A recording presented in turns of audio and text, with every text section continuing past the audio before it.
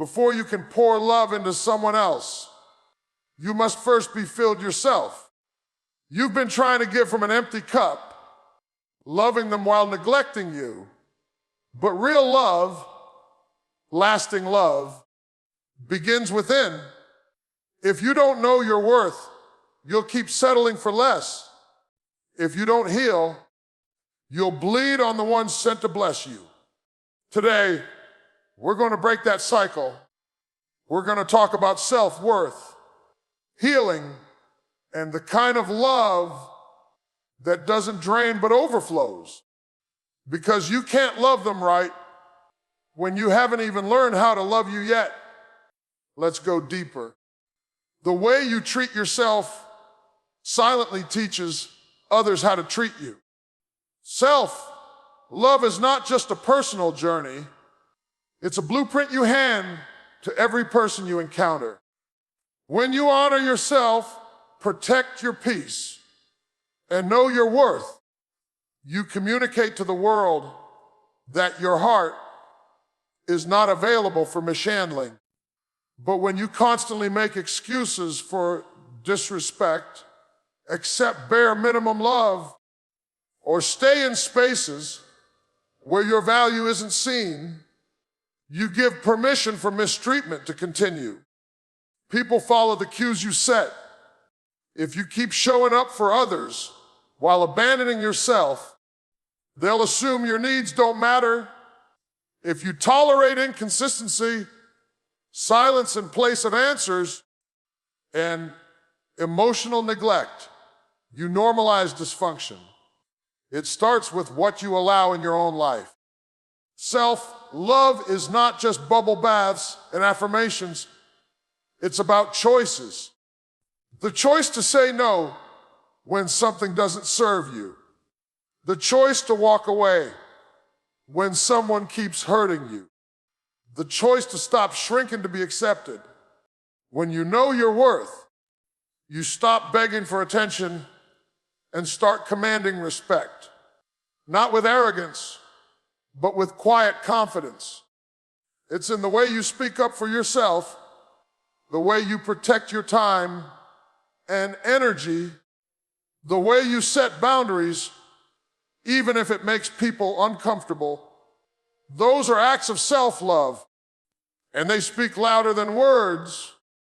Many people find themselves in one-sided relationships, not because they're unworthy of love, but because they've never truly loved themselves.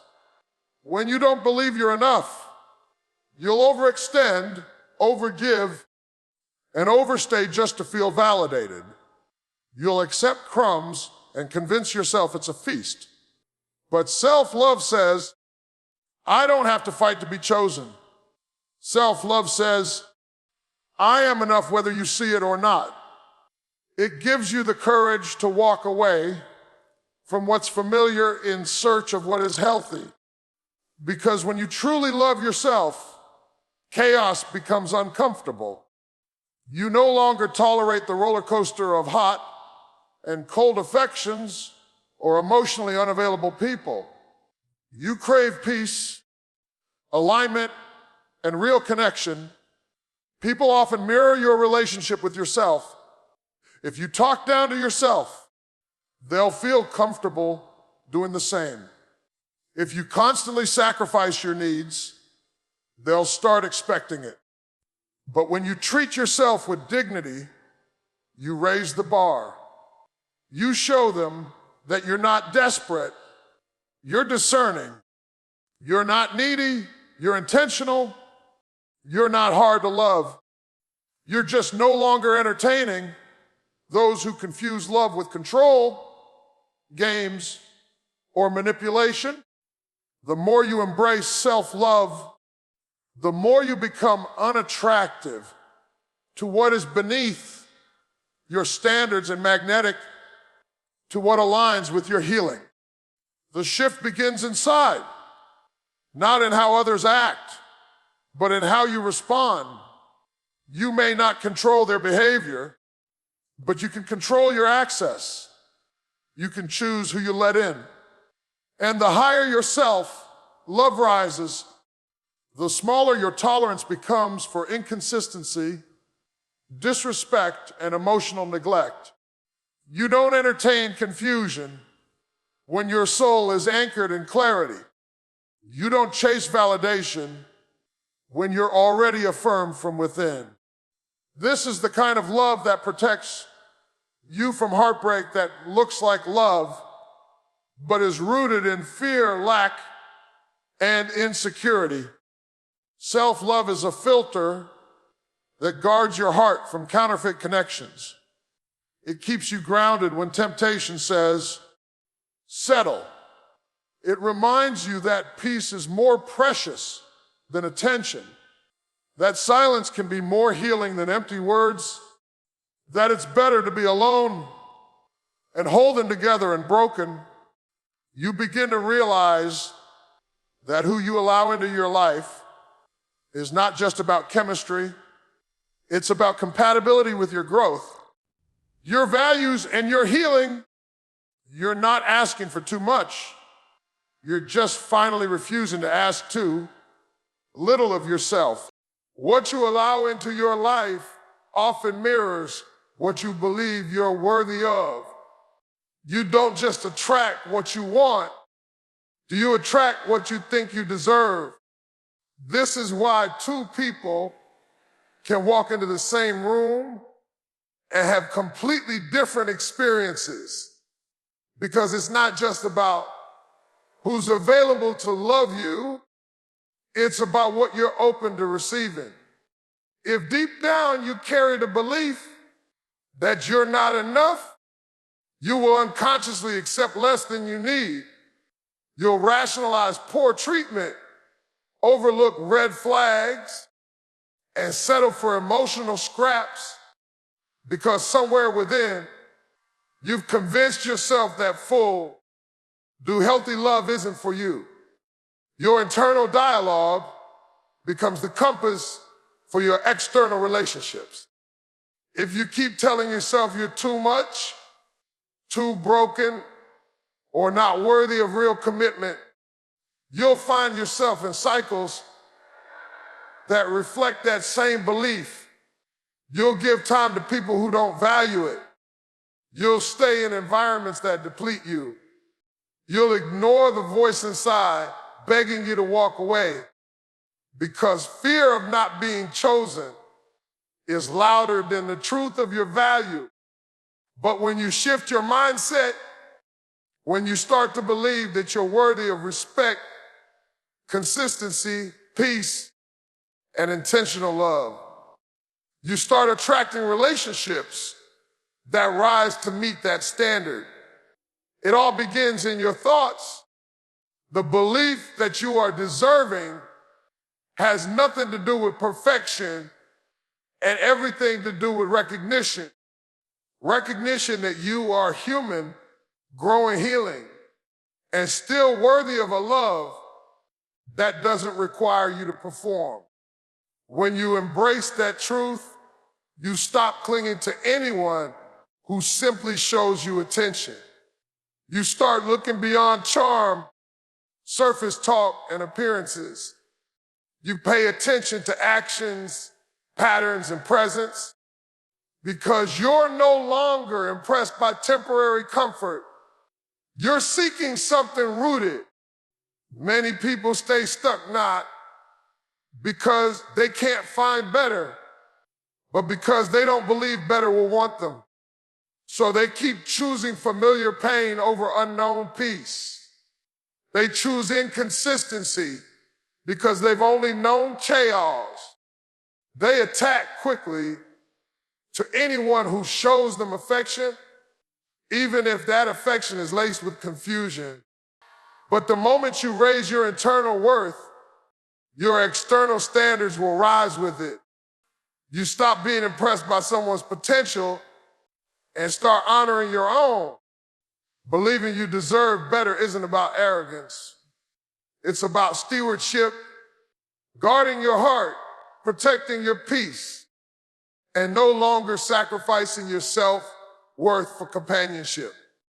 It's about saying, I'm not waiting for someone to complete me. I'm waiting for someone to complement what I've already built. That kind of energy shifts everything. It filters out the ones who only want access but not accountability. It repels those who only come to take, not give. And it draws in those who can love you at the level of your wholeness, not your brokenness. Every time you choose to walk away from what doesn't honor you, you're declaring to the universe, to your spirit, and to your future that you're ready for something more. Every time you say no to bare minimum, you're saying yes to overflow. The more you affirm your worth, the more magnetic you become. Not to just anyone, but to the ones who recognize and respect your value. You'll stop feeling the need to prove yourself because real love doesn't ask for performance. It responds to presence. Healing your beliefs is the first step. Digging up the lies that were planted by past pain, childhood trauma, or failed relationships, to confronting the idea that love must be earned through suffering or sacrifice. Replacing it with truthing that love, real love, sees you, chooses you, and honors you without asking you to shrink, to settle, or to suffer. Once you believe you deserve that, you'll stop showing up in spaces where love has to be begged for. You'll start walking in rooms with the quiet confidence that says, I know who I am, and I know what I'm worth. That energy doesn't chase, it attracts. No one else can do the inner work for you. Healing is not something someone else can give you. It's a path only you can walk. People may love you, support you, and walk beside you, but they can't reach inside and repair what only you have the power to confront. Waiting for someone else to fix what broke you will only delay the process. Blaming the people who hurt you might feel justified, but even that doesn't create healing. It just creates more pain. Healing is your responsibility because it's your heart, your mind, your peace that's on the line. It's easy to fall into the trap of thinking someone new can heal the wounds someone else left, that a better relationship will erase the scars of the past. But no matter how kind, patient, or loving someone is, if you haven't dealt with the roots of your hurt, you'll carry old pain into new spaces. You'll bleed on people who didn't cut you. You'll project your fears onto someone trying to love you right. You'll misinterpret silence as abandonment or affection as manipulation, all because you never stopped to unpack what's been buried inside. Healing doesn't mean the pain didn't happen. It means you've decided it won't control you anymore. It means you're taking ownership of your future instead of being chained to your past. It's not fair that people hurt you, lied to you, broke you. But it's still your job to rise from it, because if you don't take responsibility, the pain will define you. You'll keep repeating cycles and choosing familiar dysfunction and calling it love. You'll become dependent on others to make you feel whole. When wholeness was always something you were meant to create within. When you make healing your responsibility, you take your power back. You stop waiting for apologies that may never come. You stop expecting someone to understand the depth of a pain they didn't cause. You start focusing on your growth instead of their guilt. It's not about pretending you're okay when you're not. It's about acknowledging your pain, grieving what was lost, and choosing to rise anyway. It's about being honest with yourself. Where you've been, what broke you, and what needs to be rebuilt. Do healing is messy. Some days it looks like strength, and some days it looks like tears.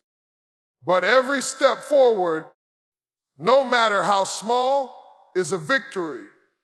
And when you stop outsourcing your healing to people who were never responsible for it, you begin to mature emotionally. You stop giving people the power to make or break your peace. You learn to soothe yourself, speak life over yourself, and be patient with your own process. That's not selfishness. That's self-awareness. Dude, that's emotional responsibility. That's wisdom. Relationships can't thrive where there's unhealed trauma, because unhealed people expect others to be their savior, their security, their constant source of validation. And that pressure eventually breaks even the strongest bond. But when you come into a relationship healed, or at least healing, you come with self-awareness, not blame. You come with accountability, not excuses. You don't expect someone else to fill the void. You invite them to walk with you, not carry you. The truth is, healing isn't just for you. It's also for the people you'll love. When you heal, you love better. You listen deeper. You forgive easier. You communicate more clearly. You're no longer trapped by your triggers or paralyzed by fear. You don't settle for chaos because it feels familiar. You don't chase closure. You create peace. And from that place, you begin to build something healthier, stronger, and rooted in truth.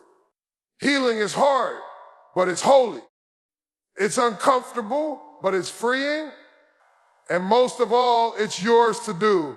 When you love from a place of wholeness, you bring completeness, not desperation, into a relationship. You no longer look to another person to fill your emotional gaps or to constantly validate your existence. Instead of needing someone to make you feel worthy, you enter the relationship already knowing who you are. Wholeness changes everything. It shifts your posture in love, from clinging to releasing, from controlling to trusting, from surviving to thriving. Emotional dependency often forms when we try to make someone else the source of our happiness, identity, or healing. But when you are whole, you no longer confuse love with rescue. Wholeness means you're not seeking completion in another human being. It means you've done the inner work, faced your fears, processed your pain, reclaimed your voice, and found your worth independent of someone else's presence or approval. You've cultivated peace within yourself, so the relationship is not an escape from loneliness, but an extension of love you already carry. That doesn't mean you don't need connection. It means you no longer need it to feel complete. You don't attach yourself to someone out of fear of being alone or settle for someone just to avoid feeling empty. You love freely, not fearfully. Emotional dependency thrives in unhealed spaces. It makes you believe you can't breathe, function, or be whole without someone constantly affirming you. It leads to anxiety when they don't text back quickly, panic when there's distance, and insecurity when things feel uncertain. You begin to build your sense of self-worth around their presence. Their attention becomes your lifeline. But this is a fragile way to love.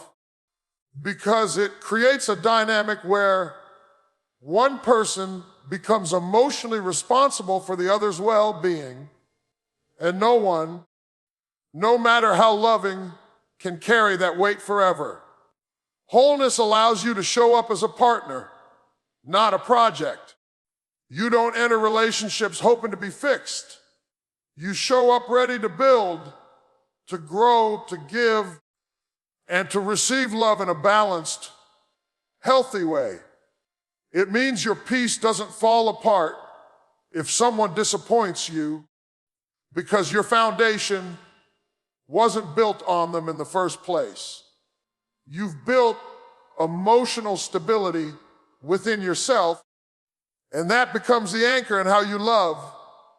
You're able to give space, to allow freedom, and to embrace healthy interdependence, not co-dependency masked as love. People often confuse obsession, jealousy, or extreme attachment with passion, but many times it's just emotional dependency wearing a mask. It's not romantic to lose yourself in someone.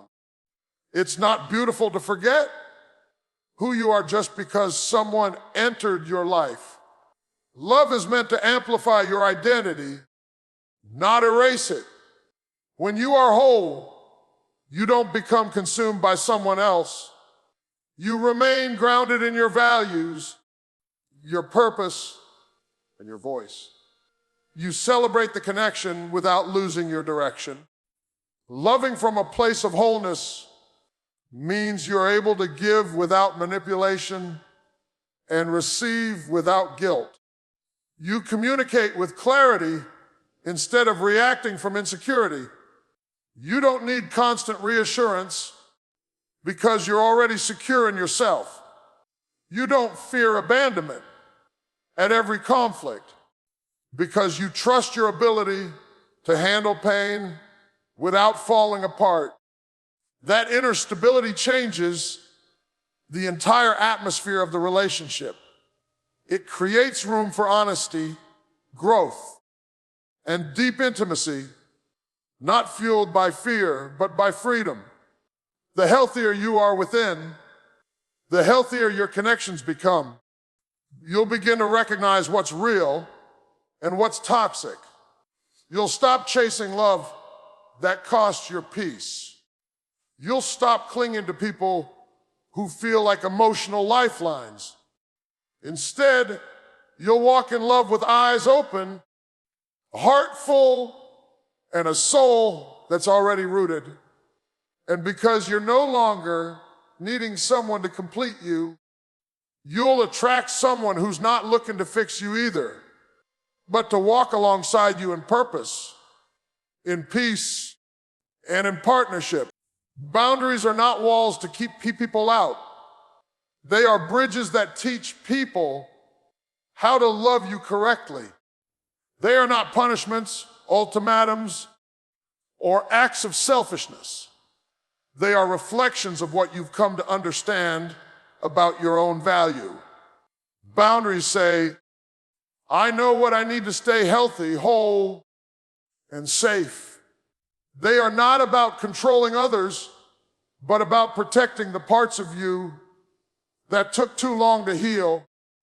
And the moment you begin to honor yourself, you realize you no longer have to explain, justify, or apologize for the standards you set. Self-respect is the foundation of every healthy boundary. Without it, you will keep allowing things that violate your peace just to avoid conflict. You'll keep saying yes while your heart screams no. You'll tolerate behaviors that drain you because deep down you're afraid to lose people. But the truth is, if your silence is the price for connection, it's not real connection, it's silent suffering. And the moment you begin to see your worth clearly, your boundaries start speaking louder than your fear of being misunderstood. People don't always respect boundaries because they don't want to be held accountable. But how someone reacts to your boundary says more about them than it does about you. If someone gets angry when you say no, it means they only loved you when you were available for their convenience. If they try to guilt you into compliance, it means they valued access more than your well-being. That's why boundaries filter relationships. They don't just protect your peace. They reveal who was never for your peace in the first place. Setting boundaries is an act of courage.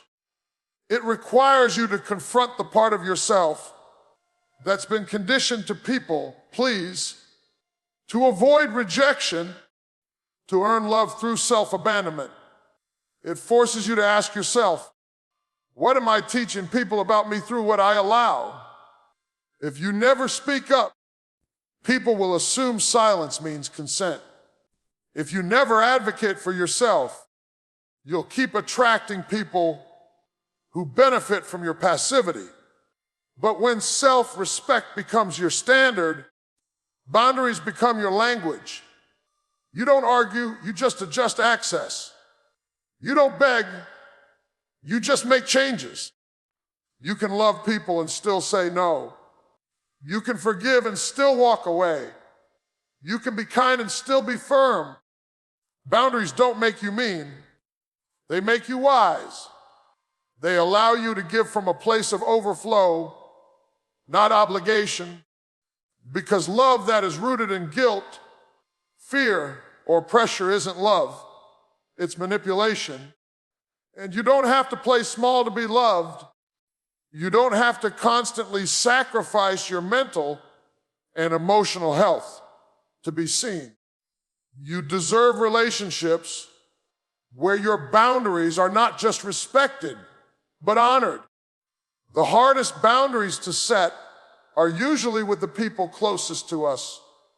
Family, friends, even longtime partners.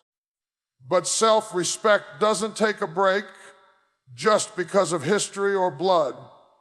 If someone consistently oversteps, disregards your feelings, or takes more than they give, boundaries are necessary, not because you don't love them, but because you finally love yourself enough not to allow dysfunction to stay unchecked. You're not rejecting the person, you're rejecting the behavior that's harmful to your well-being. Boundaries are what keep your heart safe, your mind clear, and your life aligned. Without them, you'll find yourself exhausted, resentful, and constantly depleted. But with them, you move differently. You know when to stay and when to walk away. You know when to give and when to pause. And you no longer feel guilty for choosing yourself in spaces that ask you to betray your own soul. That's the power of self-respect. It redefines how you show up, not only for others, but for yourself.